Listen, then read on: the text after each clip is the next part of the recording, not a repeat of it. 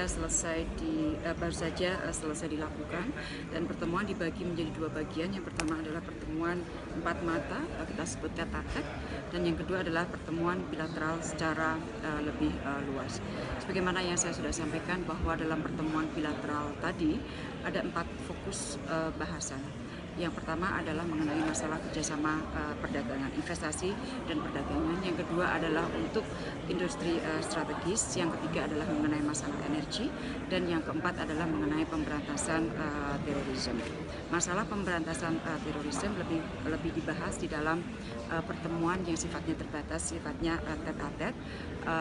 Hasilnya adalah komitmen dari kedua kepala negara untuk meningkatkan kerjasama di dalam pemberantasan terorisme, terutama adalah masalah pengelolaan FTF.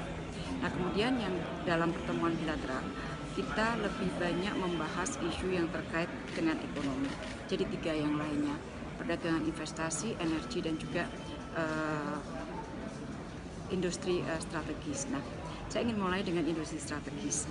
Yang membedakan kerjasama industri strategis Indonesia dengan Turki adalah dengan Turki kita sudah mampu melakukan kerjasama yang sifatnya joint development dan joint production.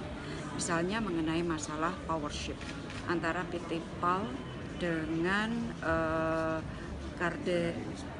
Karadeniz. Dengan Karadeniz saya sudah sampaikan bahwa kita bermitra cukup baik dengan mereka, 1,3 billion, tapi kita tahu bahwa di sana sini ada beberapa kendala perdagangan yang dihadapi oleh kedua belah pihak. Oleh karena itu perlu adanya satu pengaturan berupa Comprehensive Economic Partnership Agreement yang baru diluncurkan negosiasinya dengan penandatanganan dokumen tadi pagi.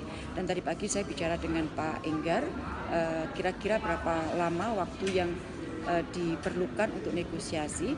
Pak Enggar mengatakan mudah-mudahan dalam waktu 1 tahun negosiasi ini bisa dapat diselesaikan. Dan sekali lagi kita akan mulai dari trade and goods, jadi TIG. Kita akan mulai secara incremental. Setelah itu kita akan bicara mengenai masalah services dan lain-lain. Dan Presiden juga meminta tadi menyebut secara jelas pada saat pertemuan bilateral agar hal-hal yang menghambat perdagangan kedua belah pihak dapat mendapatkan perhatian. Jadi itu yang dibahas oleh kedua presiden. Nah, di dalam one-on-one tadi ada 3 CEO yang